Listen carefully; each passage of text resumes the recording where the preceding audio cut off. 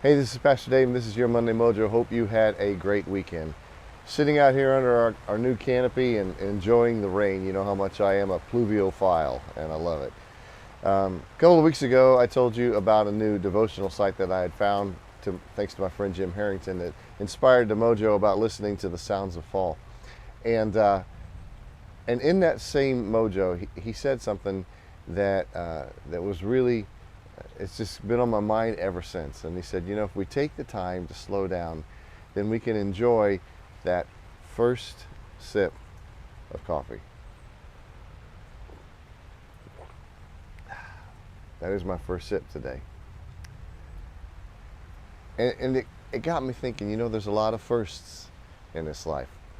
First kiss, first time you hit a baseball, first time you make something in the kitchen, first time you plant a garden, first time you harvest a garden, first time your heart gets broken. There's lots of firsts in this life that you can go back and remember.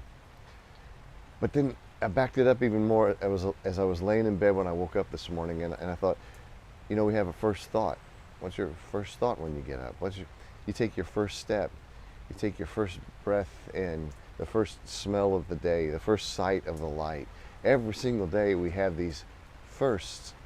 But if we're, as my friend Rick Allison used to say, if we're Mach 5 hair on fire all the time, we just miss the beauty of that first sip of coffee. That first step, the first breath. And then it got me thinking even deeper. When in the day is my first thought about God?